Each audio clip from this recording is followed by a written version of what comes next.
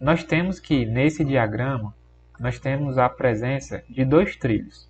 Nós podemos chamar, por exemplo, de trilho L1 e trilho L2, onde esse trilho L1 é o trilho de alimentação esquerdo e o trilho L1 é o trilho de alimentação esquerdo, o trilho L2 é o trilho de alimentação direito. Então nós temos esses dois trilhos e esses trilhos eles fazem referência a um circuito elétrico de comando, por exemplo, onde nós temos os dois barramentos de alimentação do circuito e nós chamaríamos L1, L2 e no geral os circuitos elétricos nós conectamos os dispositivos, por exemplo, um interruptor e uma bobina de um contator, por exemplo. Vocês podem estar familiarizados com essa simbologia. Nós temos, por exemplo, um botão chamado S1 e um contator K1 e alimentado por esses trilhos de alimentação, aqui que seriam duas fases, por exemplo, do circuito elétrico. Então, o diagrama de contatos ladder, ele se baseia nessa lógica de funcionamento dos circuitos elétricos. Então, a diferença é que nós chamamos de trilho de alimentação esquerdo, trilho de alimentação direito, e a disposição não é vertical, como nós temos aqui no circuito elétrico, ou seja, a disposição desses ramos de conexão ela não é vertical, ela vai ser na horizontal. Do trilho esquerdo para o trilho direito, nós temos a disposição das entradas, temos a disposição de entradas, que podem ser por contatos normalmente abertos ou contatos normalmente fechados. Nós temos que o fluxo de energia, ele, assim como no circuito elétrico, ele se dá nesse sentido, de L1 para L2. No diagrama ladder, nós temos que o fluxo de energia ele se dá nesse sentido também, de L1 para L2, que é o fluxo mostrado aqui nessa ilustração. Então, a ideia do fluxo de energia no diagrama de contatos é que ele venha da esquerda para a direita, passando pelas entradas, conduzindo pelo circuito até as saídas, que são as bobinas. Então é esse o diagrama de contatos básico de um único degrau, ou seja, que nós temos um único degrau de um exemplo de um programinha em linguagem ladder. Vamos passando para a gente compreender melhor sobre esse diagrama de contatos. Nós temos o trilho esquerdo, temos o trilho direito, designado por L2 e L1. E essas condições de entradas, elas, no caso essas entradas, na verdade, explicando melhor, elas vão caracterizar condições de entrada que vão ter mais a ver com a lógica programada nesse PLC. Então nós vamos ter que essas condições de entrada, elas estão relacionadas com condições lógicas, ou seja, são condições programáveis no PLC através dessa linguagem gráfica de programação que permitem você partir, seguir um caminho contínuo e necessário para a continuidade lógica, ou seja, você vai dispor essas entradas, seja ela aberta ou fechada, normalmente aberta, normalmente fechada, de forma a conduzir, ou seja, elas estão conduzindo aqui para uma saída, assim como nós temos esses dois ramos que eles conduzem para essa saída, que vai representar justamente as instruções de saída da sua programação.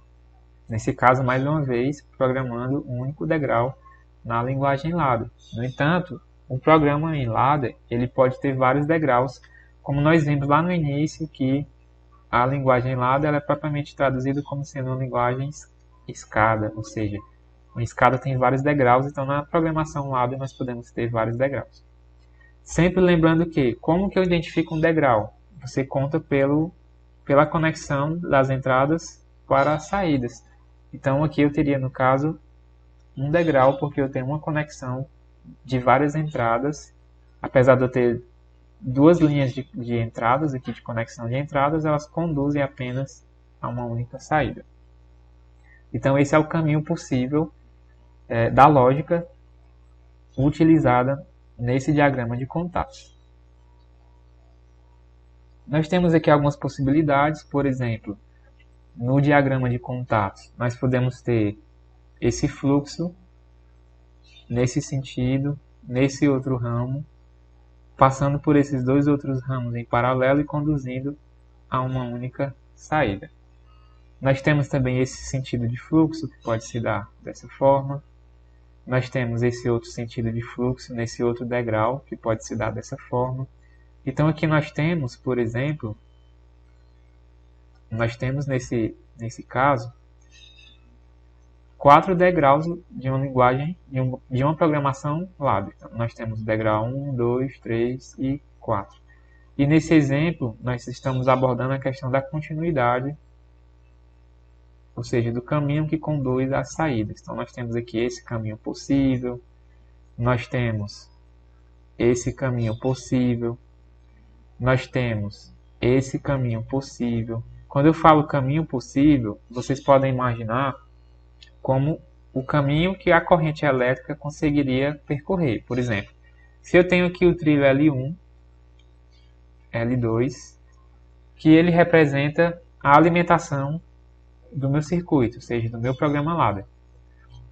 Qual é o caminho em que haveria passagem de corrente, caminhos possíveis? Vamos supor, se esse contato ele estiver fechado, esse outro contato estiver fechado, e esse fechado, vai surgir uma corrente elétrica nesse sentido, passando por todos esses contatos. Esse aqui já se encontra fechado, então passaria por ele também, e conduziria a bobina de saída. Como o relé ele se baseia no acionamento eletromecânico de bobinas, então essa bobina representa a bobina de acionamento do relé. Então poderia ser uma bobina 1, por exemplo.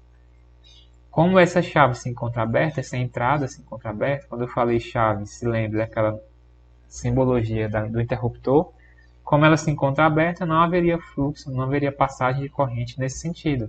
Essa outra chave, essa outra entrada já se encontra fechada, mas como essa está interrompida, está desligada, desenergizada, não permite a passagem da corrente nesse sentido, então não haveria passagem de corrente por esse ramo, e o caminho possível seria considerando essa condição de entrada, ou seja, dessas chaves estarem fechadas, essas entradas estiverem acionadas, conduzir a corrente nesse sentido.